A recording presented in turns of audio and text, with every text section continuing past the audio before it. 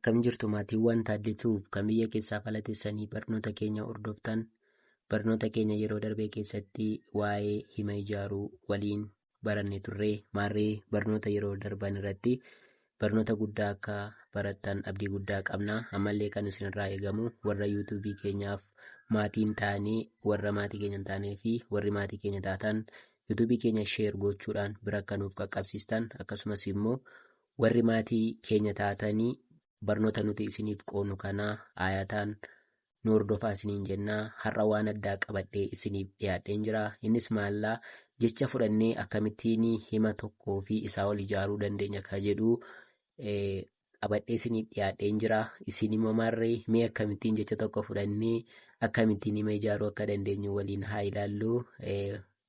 Waanuma addaa isiniif qabadheen jira jechuudha. Hordofuu hin dagatinaa isin. Jecha tokko fudhannee hima hedduu ijaaruu ni dandeenya. Kanaaf immoo jecha sanaan akkamittiin akka hima ijaarruu waliin haa ilaallu. Dhumarratti immoo gaaffii gaafatamtanii gaaffii badhaasaa qabuu dhumarratti isin gaafanna isiniin jenna. Kanaaf kallattumaanii mee hordofaa waliin haa hordofnu. Har'a mata dureen keenya akkuma jedhamee jechaan maal godhuudha? Hima ijaaruu jechuudha. Jechi maalii? Himni maalii kan jedhu jechuudha. Gabaabumatti jecha jechuun sagalee irraa kan dhufe yommuu ta'u, hima jechuun immoo maalirraa dhufe? Jecharraa dhufe jechuudha. Sagaleef sagalee yeroo walitti dhufu jecha. Jechi immoo maal ta'a? Hima ta'a. Hima jechuun immoo maal jechuudha? Jecha lamaa fi isaa ol kan of keessaa qabu. Jecha lamaa fi isaa ol kan of keessaa qabu jechuudha. Dhumarratti immoo gaaffii badhaasa keenyaa kan waliin ilaallu ta'a. Kallattumaan nu hordofaa isiniin jenna. Egaa mata dureen kun akkuma jedhamu maal jedhaa? Jechaan hima ijaaruu. Jechaan hima ijaaruu. Jecha nuti har'a ittiin hima ijaarru kun maallaa? Gaaffii tokkoffaarra kan jiru tokkoffaan keenya maallaa? Maamiltoota. Maamiltoota. Mee maamiltoota kanaanii ilaalaa. Hima sadii ijaarree jirra. Ajaa'iba kuni. Jechuma kanaan jechuudha. Hima sadii bareedaa masaa jechuudha. Isiniif ijaarree jirra. Maarree isin immoo nu duukaa hordofaatii badhaasa keessan dhaggeeffadhaa isiniin jenna. Maal jedha maamiltoota kanaanii gaafa hima itti ijaarru maal jedha kuni? Manni baankii maamiltoota baay'ee qaba. Manni baankii maamiltoota baay'ee qaba. Himni lammaffaan gammachuun maamiltoota hedduu qaba. Gammachuun maamiltoota hedduu qaba. Inni sadaffaan maamiltoota danuu qabna. Maamiltoota danuu qabna. Kun maalidhaa? Jecha fudhannee himatti ijaarree jechuudha. Ajaa'iba kun. Jechatti hima kana fudhannee amma kana ijaarree jechuudha. Kanaafi jechoonni immoo garee kam akka ta'an waliin ilaallee turre. Kana jechuun jecha sagalee irra butaa, jecha sagalee gabaabaa, jecha sagalee dheeraa, jecha sagalee jabaa, jecha sagalee gabaabaa dheeraa, jecha dheeraa gabaabaa, jecha qubee dachaa kan jedhu waliin barannee jirra. Kanaaf immoo wantoota sana sirna tuqaalee dabalateedha kan nuni maamiltoota kanaanii hima ijaarree jechuudha. Nama ajaa'ibahu maamiltoota kana ilaala. Maamiltoota fudhannee iddoo biraan fineen manni baankii maamiltoota baay'ee qabaa jenna. Sadaffaa irrattoo gammachuun maamiltoota hedduu qabaa jenna. Sadaffaa irrattoo maamiltoota danuu qabnaa jedha. Mee badhaasa keessan walumaan kan dhaggeeffannu taatuma irratti kan argan badhaafamtan taatu. Barnoonni keenya ittuma fufee jira. Nu hordofaa isiniin jenna. Barnoonni keenya ittuma fufee jira. Maal jedha kuni? Jechaan hima ijaaruu. Jechaan hima ijaaruu jedha. Maal jedha kuni? Lammaffaa maallaa? Daabboo. Daabboo. Daabboo jedha.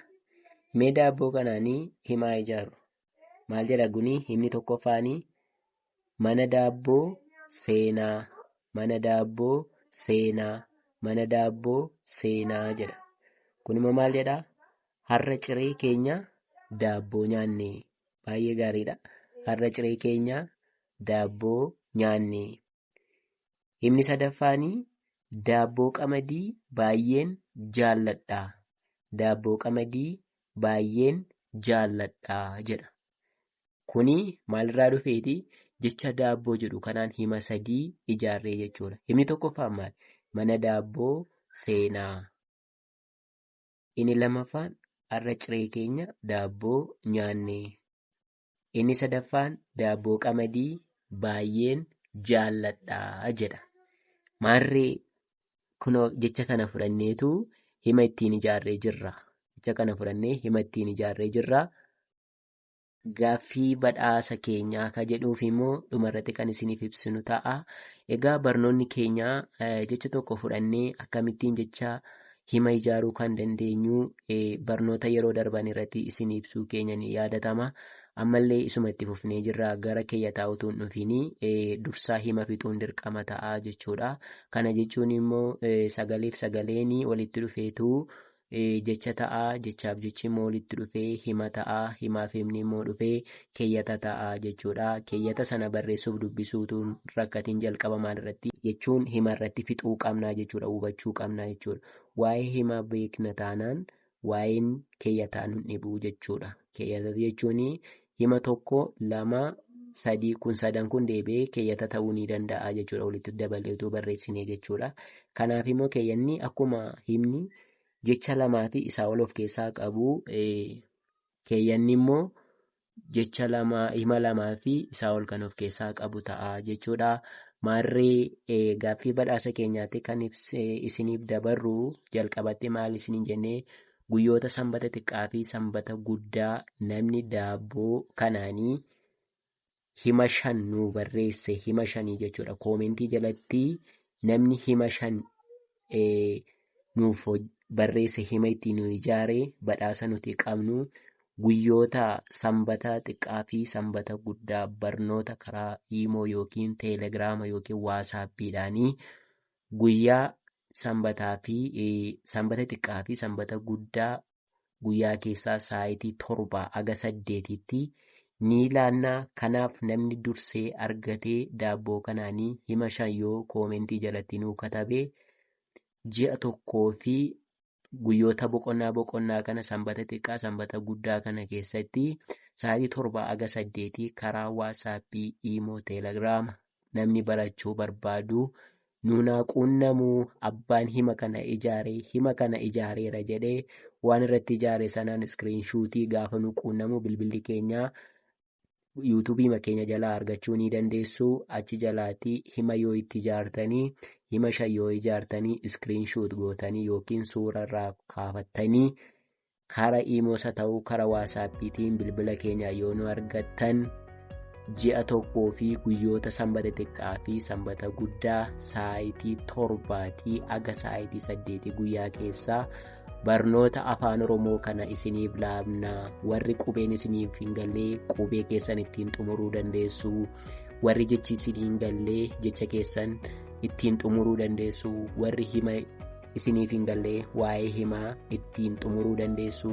Akkasumas immoo warri sirni tuqaalee isiniif hin galle barnoota afaan Oromoo irratti wantoota isin hin galle ji'a tokko keessatti guyyoota boqonnaa sanbata xiqqaa fi sanbata guddaa sa'aatii 7 hanga 8 guyyaa keessaa namni koomentii jalatti jecha daabboo jedhu kanaanii hima 5 nuuf ijaaree nu quunnamuu danda'a. Ammallee yuutuubii keenya sheer laayik kooment gochuu hin dagatinaa. Maamila keenya ta'aa. Karuma salphaatiin tola isiniif laannaa guyyoota 7 hanga 8 jechuudha. Kanaaf immoo kanarratti duubatti hin jennu. Isin gaaffii gaafatamtaniif badhaafamaa isiniin jennaa. Abbaa carraa ta'a jennaa. Barnoota keenya kan itti aanuun kan walitti deebinu ta'a. Agasitti yuutuubii keenya hiriyoottan keessaniif sheer godhaa. Akkasumas immoo warri maatii keenya taatanii yuutuubii keenya hordofaa barnoota irraa argadhaa isiniin jennaa. Badhaasa keessan immoo akka nama isiniin jedhee jecha daabboo jedhu kanaanii hima 5 karaa koomentii barreessaatii koomentii jalatti barreessaatii abbaan 5 ijaaree ji'a tokkoo fi guyyaa sanbata xiqqaaf sanbata guddaa sa'aatii 7 hanga 8 guyyaa keessaa barsiisuu ni dandeenya. Kaffaltii isin hin gaafatu. Waan barbaadan sana itti fufuu dandeessu jechuudha. Gaaffii kana mo'adhaa isiniin jenna. Barnoonni keenya irraa kan asirratti dhaabate ta'a. Barnoota itti aanuun hanga walitti deebinutti turtii gaarii nuuf qabaadhaa isiniin jenna.